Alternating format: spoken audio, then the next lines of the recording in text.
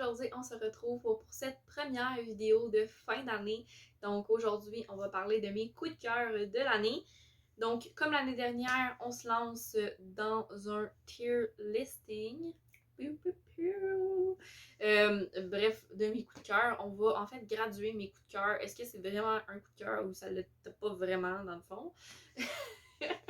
Et ça va vous permettre un peu de savoir quelles ont été mes meilleures lectures de cette année sans que j'aille à faire un top 10 qui me crève le cœur. Donc, sur ce, commençons. Donc, comme toute bonne tier list, nous avons notre petite échelle de gradation et j'ai repris un peu le principe de l'année dernière, mais l'année dernière, je m'étais vraiment pas cassé la tête. Donc, cette année, on est sur quelque chose qui est un petit peu plus complexe et c'est ça. C'est ça. Un petit peu plus complexe. Pas bien, bien. Donc, écoutez, on va commencer par en bas.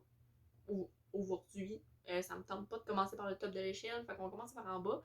Donc, la catégorie où tu te demandes qu'est-ce que ça fout là, fait que c'est ça. Qu'est-ce que tu fais là? Donc, c'est littéralement les livres que dans le fond, je sais pas vraiment pourquoi c'est un coup de cœur, genre c'est peut-être plus autant un coup de cœur que ça l'était back in time quand je l'ai lu sur le coup. Fait que c'est ça, c'est comme la plus négative en gros guillemets, là. C'est comme, je le considère plus nécessairement comme un coup de cœur, le livre qui se retrouve là. Ensuite, j'ai Why Not Coconut, donc c'est les livres que je suis comme, ben oui, c'est encore un coup de cœur, mais mettons, c'est pas celui qui m'a marqué le plus dans mon année. Ensuite, j'ai Ni plus ni moins, donc c'est des coups de cœur qui sont comme neutres. Comment un coup de cœur peut être neutre? Mais tu sais, c'est que c'est pas genre mes meilleurs coups de cœur de l'univers, mais c'est pas non plus des coups de cœur que je considère pas comme des coups de cœur, tu sais. Vous avez compris? Ensuite, j'ai La perfection ou presque, donc ça, c'est comme les livres là, qui frôlent la catégorie d'au-dessus, mais qui le sont pas encore. Fait que je peux pas les mettre dans la catégorie au-dessus. Et notre dernière catégorie, vous la connaissez, c'est la même que l'année dernière parce que, you know what, il n'y a pas plus haut que moi. Il n'y a pas plus haut que ça pour moi. Et c'est dépression littéraire, donc je sais que ça a l'air bien, bien négatif vu comme ça, mais pour moi, c'est très positif une dépression littéraire. C'est des livres que j'arrive pas à me sortir de la tête, qui sont toujours, toujours avec moi, puis que j'ai bien, bien, bien de la misère à me détacher de ces livres-là, au point où des fois, ça me cause des reading slumps. D'où dépression. Parce que sinon, c'est pas drôle. Voilà! Donc, sans plus tarder, commençons. Il y a quelques livres, il y a quelques sagas, je crois. I'm not sure about this. En fait, il y a une saga complète, sinon c'est tout des tomes de sagas parce que j'ai jamais lu. Il y a beaucoup de sagas que j'ai pas fini ou que j'ai pas, ou que au contraire, je l'ai fini. Bref, vous allez comprendre. Donc, c'est ça. J'arrive. OK. Fait que là, on a mon ordinateur juste ici, puis on s'amuse. Donc, notre premier livre, c'est Baby Boy. Je vais vous faire les mini. J'ai pas tant de livres que ça, fait que je vais en profiter pour vous faire des petites critiques. Critiques littéraires. Plus ou moins. Pas des petites critiques, mais un peu vous expliquer qu'est-ce que j'avais apprécié, qu'est-ce qui avait fait que c'est un coup de cœur, etc. Donc, Baby Boy, c'est un livre que j'ai acheté. Quand est-ce que j'ai acheté ce livre-là? Je m'en souviens plus. Je pense que c'était pour ma fête, mais je suis pas tout à fait certaine. Et c'est un livre qui avait été recommandé par un de mes amis / collègues de travail au camp de jour. D'ailleurs, un gros merci à toi. Je sais, je te l'ai dit à plusieurs reprises, mais comme, quelle belle découverte. Franchement, Baby Boy, ce que j'ai particulièrement aimé de ce livre-là, c'est un peu l'espèce de ton décalé. Il y avait une espèce de... Il y avait quelque chose. Je sais pas comment vous dire ça, mais il y avait une espèce de truc qui était complètement décalé, qui était complètement loufoque, qui était perché, mais qui était juste assez bien dosé pour que ce soit vraiment intéressant, puis que ce soit vraiment bon. Puis c'était pas non plus... Puis tu sais, il y avait comme des beaux messages derrière, en tout cas, puis tout. Puis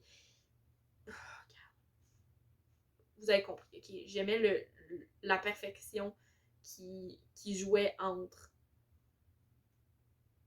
le côté loufoque et le côté juste comme touchant et tout. Voilà. Donc, je le mets où? Je vous dirais qu'en ce moment, j'hésite entre la perfection ou presque, puis dépression littéraire, mais je pense qu'il va aller dans la perfection ou presque.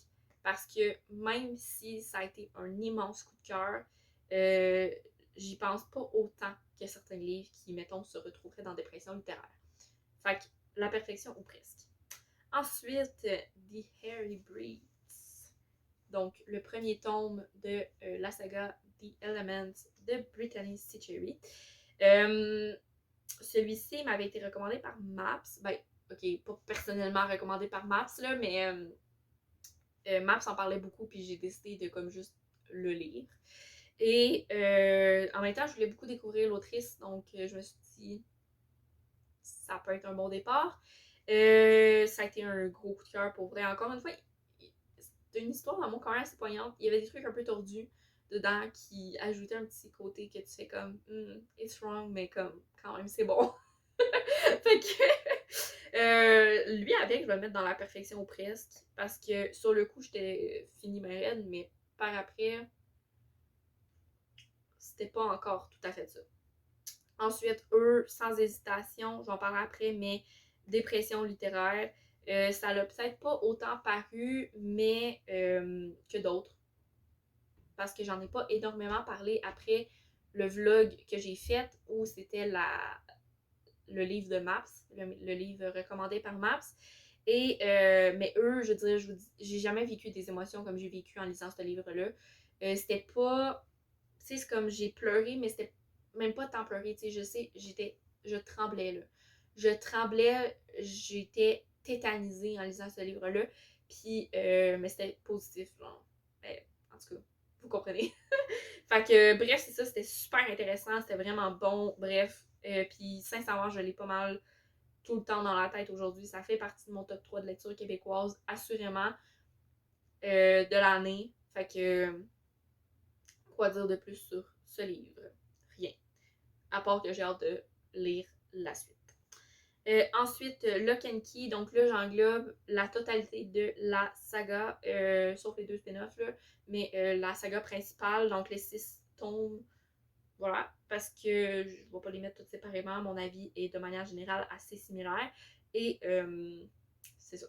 Donc, Lock and Key, c'est tellement difficile. Je vais le mettre encore dans la perfection ou presque. Je peux pas le mettre en bas de ça.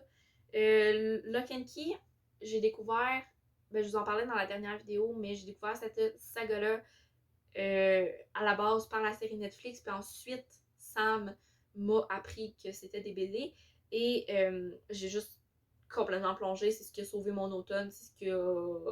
ça a été un immense coup de cœur. J'ai pleuré ma sainte vie à la fin du dernier tome. Je ne peux que le mettre là, mais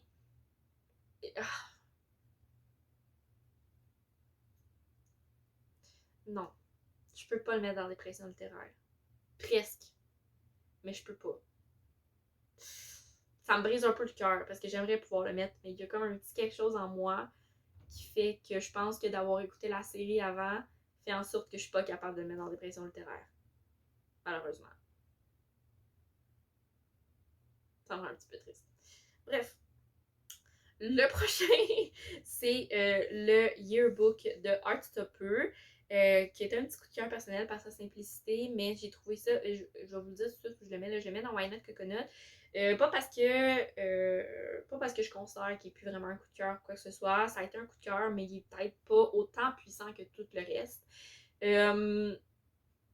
Dans le fond, ce que j'ai aimé de ce livre-là, c'est vraiment comme la simplicité, le côté d'apprendre un peu d'où vient Heartstopper, comment ça s'est développé, d'apprendre aussi un petit peu le processus de création d'Alice Oseman, le processus de dessin aussi, parce qu'elle est passée par plusieurs versions de ce roman graphique-là. Donc bref, c'est ça qui était super intéressant, sincèrement, d'en apprendre un petit peu plus aussi, peut-être sur le personnage, quoique pas autant. Mais c'est ça, c'était beaucoup d'apprendre le processus et tout, c'était vraiment super intéressant. C'était super simple et tout, fait que c'est ça, mais sans plus, là, tu sais, je veux dire, c'est un coup de cœur beaucoup parce que c'est le même univers puis ça a des autres mêmes. Bref. Ensuite, on passe à Mouse. Seulement le premier tome, j'ai pas encore lu le deuxième tome. Ça ne saurait tarder, j'ai l'impression. Après, je dis ça, puis quand je dis ça, je sais jamais bientôt, mais en tout cas. Donc, le premier tome de Mars, où c'est que je mets ça? Je mets ça dans Ni plus ni moins. Ça a été une excellente lecture, j'ai adoré, puis j'ai aimé l'étudier. Sincèrement, c'était une lecture obligatoire que j'avais au cégep cette session-ci, puis j'ai aimé qu'on ait à l'étudier parce que ça m'a amené une lecture plus profonde que j'aurais peut-être pas eue si je l'avais lu de mon côté toute seule. Parce que je sais en fait que je serais pas allée plus loin puis je me serais pas posé ces questions-là qu'on s'est fait poser pendant le cours.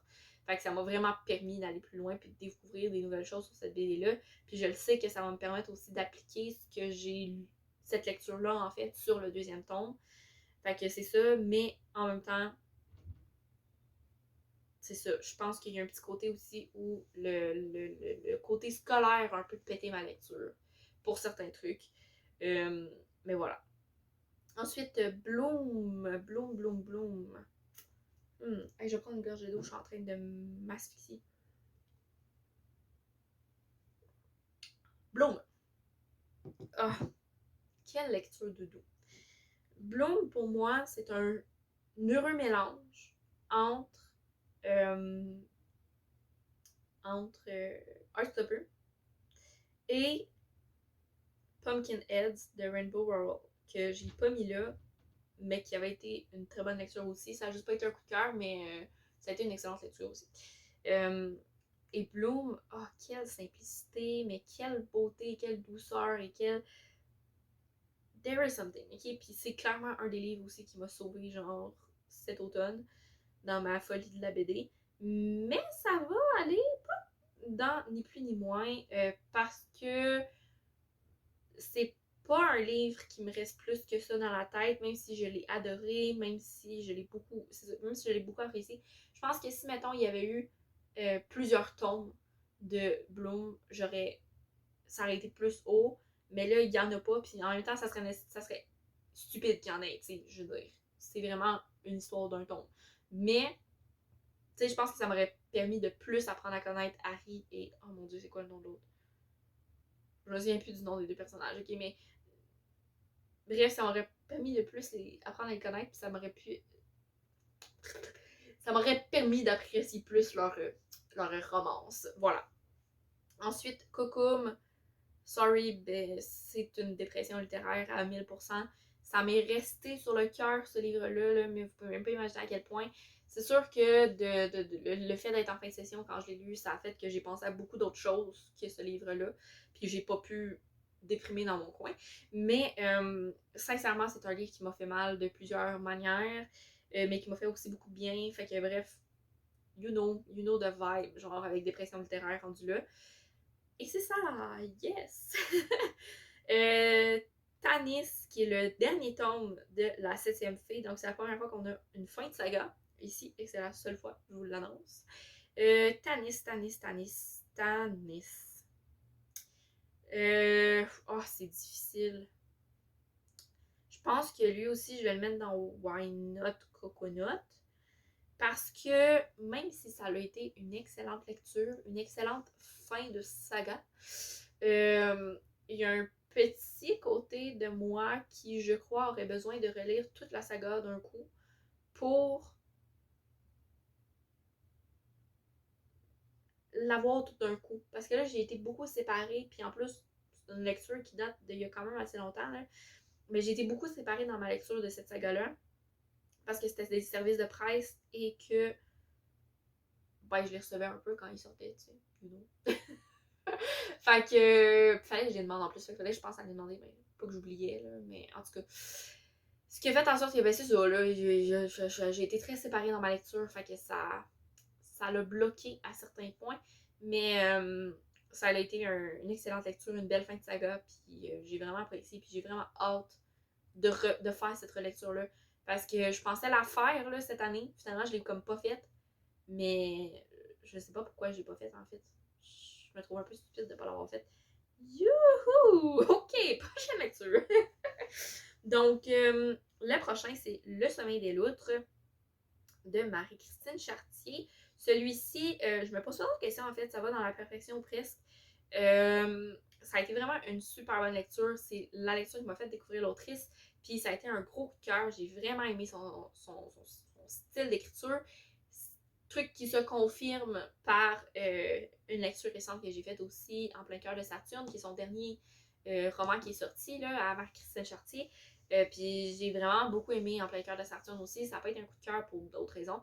Mais j'ai vraiment beaucoup aimé aussi. J'ai aimé l'histoire, j'ai aimé comme l'espèce de simplicité, mais en même temps l'espèce d'authenticité aussi qui se percevait à travers l'histoire de ces personnages-là, cette petite histoire d'amour. Puis pour vrai, genre, je trouve que les titres sont super originaux, puis ils fit tellement genre avec l'histoire. Puis en même temps, comme tu comprends assez vite le lien, là. Ben, remarque que le sommeil des loutres, faut que tu aies la référence vraiment beaucoup pour comprendre rapidement. Mais une fois que c'est expliqué, tu comprends. Mais, tu sais, même En plein cœur de Saturne, tu sais, je veux dire, tu comprends rapidement pourquoi c'est comme ça qu'il s'appelle le livre, puis la métaphore est super belle, puis tout, puis bref. En tout cas, c'est ça. Bref, on parle du sommeil des loutres ici. Perfection presque. Ça n'a pas été une dépression littéraire non plus. Ça a été une excellente lecture. Un gros coup de cœur, mais j'ai pas voulu mourir après. Bref. Nick and Charlie. Nick and Charlie, qui est un spin-off de Heartstopper. Baby, tu t'en vas dans la perfection presque. Celui-ci, je le mets dans la perfection presque et pourtant, c'est un livre qui a beaucoup d'avis mitigés dans le Osemanverse. Parce que on vit des petites disputes entre Nick et Charlie. Mais on en a parlé, moi et Sam, dans notre dernier live. Oui, dans notre dernier live. Et en fait, ce qui fait la beauté de ce livre-là, c'est justement ces disputes-là, parce que en fait, on comprend que Nick et Charlie n'ont pas une relation parfaite. Sont pas tout le temps dans la compréhension, sont pas tout le temps dans des certitudes, des affirmations, dans la communication. Non, il y a des petits écueils et c'est normal d'en avoir dans un couple, des petits écueils. C'est d'être capable de passer au travail qui fait que le couple est fort aussi.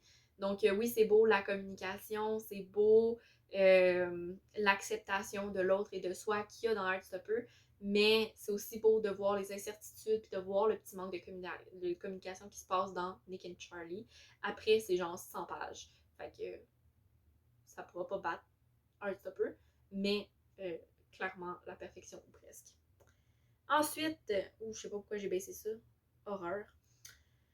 The Inheritance Games. Celui-là, sincèrement, je vais le mettre dans des pressions littéraires. Je m'étonne moi-même en le faisant, mais en même temps, pas tant que ça.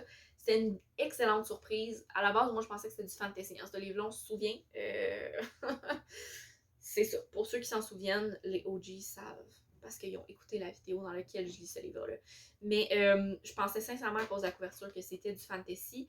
Et finalement, non, c'est comme genre du thriller. Voyez. Pas du tout la même affaire. Et excellent, hein? Excellent. J'ai tripé sur le rythme, j'ai tripé sur les personnages, j'ai tripé sur l'histoire, j'ai tripé sur tout. J'ai adoré ce livre-là. Puis pour vrai, je regrettais d'avoir d'autres livres à lire après l'avoir fini parce que je voulais absolument lire le deuxième tome. Finalement, le fait d'avoir lu d'autres livres a fait en sorte que j'ai pas lu le deuxième tome. Ça a pété mon mood, mais là j'ai été louer le deuxième tome. Fait que je vais le lire pendant le temps des fêtes. En tout cas, j'espère pouvoir le lire pendant le temps des fêtes. Et ben c'est ça. Je trippe. Je trippe. J'ai hâte de lire le troisième tome aussi. Pas rendu là, mais j'ai hâte de lire le troisième tome. Donc voilà, ça c'est pour The Inheritance Game. Ensuite, The Soulmate Equation. Ah, mon petit pou, je t'aimais. Je peux pas le mettre dans dépression littéraire. Est-ce que je peux le mettre dans la perfection presque? Je peux-tu me permettre de faire ça? Je le sais pas, hein.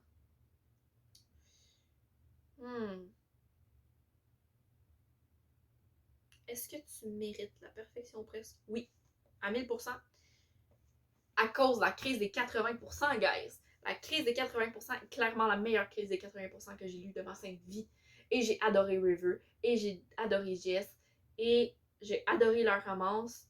Comme du début à la fin, genre même. Puis même c'est le concept de genre avoir une application de rencontre spot, genre, qui pourrait être ton soulmate par ta génétique.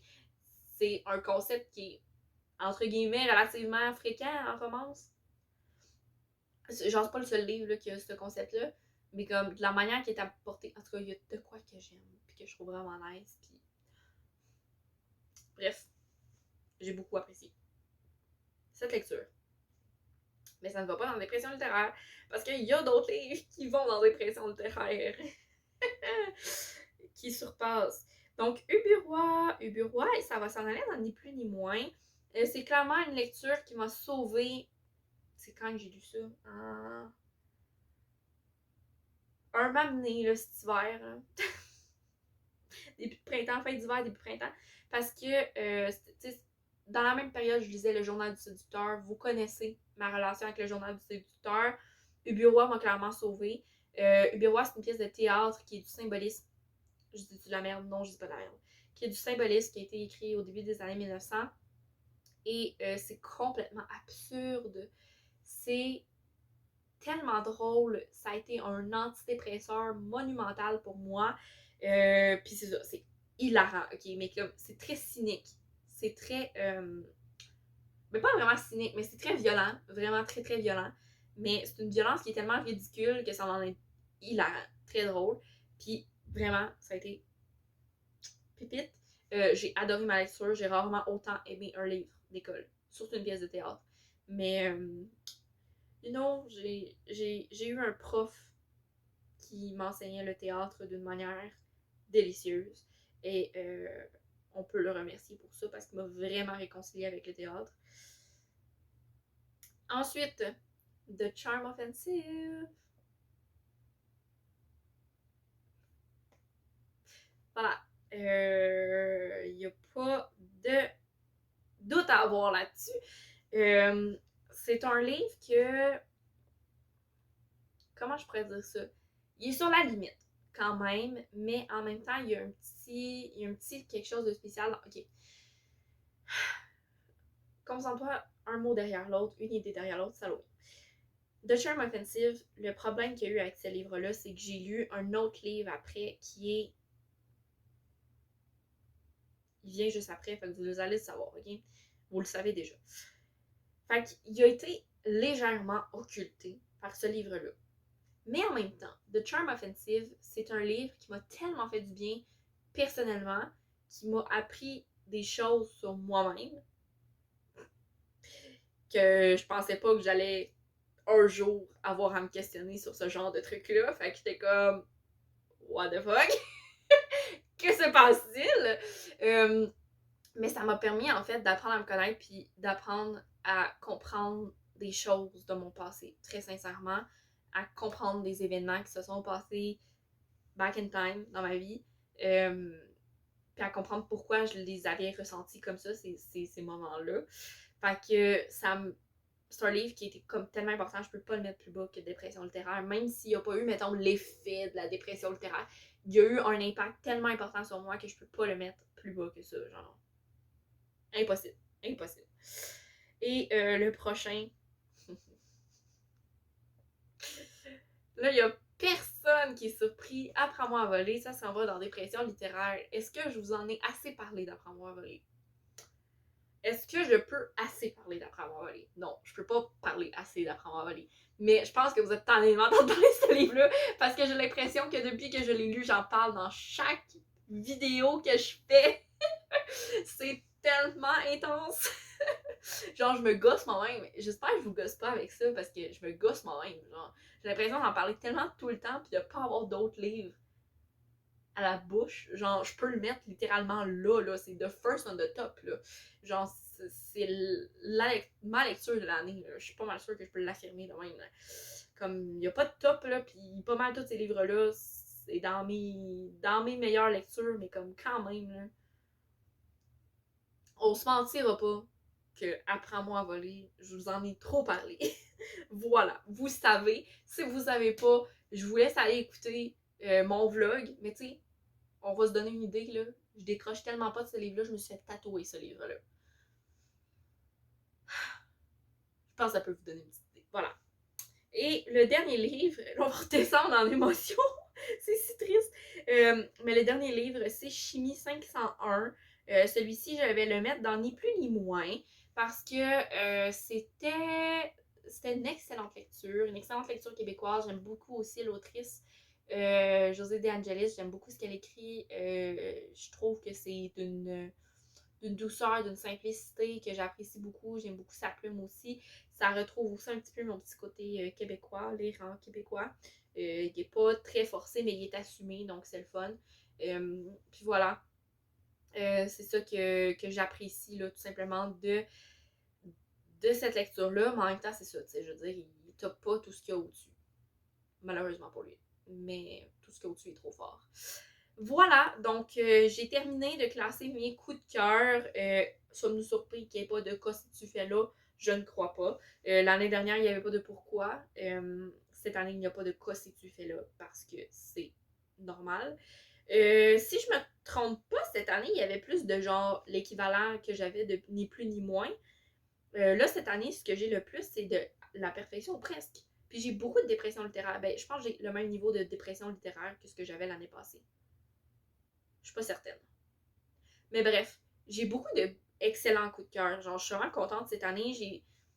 Oui, peut-être un petit peu moins lu que l'année passée, mais j'ai vraiment eu des très bonnes lectures. En fait, j'ai eu les deux extrêmes. J'ai eu des très bonnes lectures, puis j'ai des lectures catastrophiques. Genre, catastrophiques. Mais ça, ce sera un autre sujet. Ou pas. Peut-être que je vais pas en parler non plus. Je tiens pas particulièrement à en parler. Bref. Donc voilà, c'est mon tableau final de mes coups de cœur. Hello, hello. Donc, je fais une petite interruption parce que quand j'ai filmé ma vidéo coup de cœur, je l'ai filmé quand même relativement en avance en me disant je suis pas capable de lire sans ci, fait que anyway, je lirai pas de coup de cœur for sure, puis si je réussis à lire un livre, ça m'étonnerait que ce soit des coups de cœur. Donc, je me suis lancée dans la vidéo, puis après ça, ben par après, j'ai décidé de lire un livre qui, for sure, allait être un coup de cœur. Et je parle ici de N'oublie jamais de Sunny Loomis, ma Sunny chérie. Fait que vous vous doutez bien que c'est ça. C'est un petit peu problématique. J'ai pas pu le mettre dans la vidéo. Ça scrape ma vidéo. Mais bon, je fais ce petit message juste pour vous dire que ce livre, clairement, ça s'en va à 1000% à côté de Apprends-moi à voler dans la catégorie dépression littéraire. Merci, c'est tout ce que j'avais à dire. Donc voilà, c'est ça qui conclut mon classement de coups de cœur. J'espère que vous avez apprécié ce classement. Moi, j'ai vraiment trippé le faire. Comme l'année dernière, je trouve que c'est super, juste le fun de classer mes coups de cœur, de dire genre c'est lesquels les best des best, puis blablabla. Sans évidemment que j'ai à vous faire un top 10. Comme je disais au début, c'est le genre de vidéo qui me stresse en fait de faire des tops parce que je suis trop indécise. Puis il y a des choses, il y a des choses que j'aime égales, mais pour des raisons différentes. Fait que ça serait trop difficile pour moi de vous faire un top 10 parce que c'est ça. Il aurait fallu que j'enlève des livres. Puis ça, c'est pas le fun. Fait que voilà. Vraiment contente d'avoir fait cette vidéo-là. J'espère que vous l'avez appréciée. Vous le savez, c'est la première de mes vidéos de fin d'année. Donc, vous allez en retrouver encore quelques-unes dans les prochains jours. Et bien, c'est ça. Si vous avez apprécié la vidéo, n'hésitez pas à la liker, à commenter votre appréciation. Peut-être me dire c'est quoi vos coups de cœur à vous de votre année 2022 au niveau de la lecture. Vous pouvez aussi vous abonner à la chaîne pour être sûr de manquer aucune des vidéos de fin d'année. Voilà, il faut activer la cloche par exemple pour ça.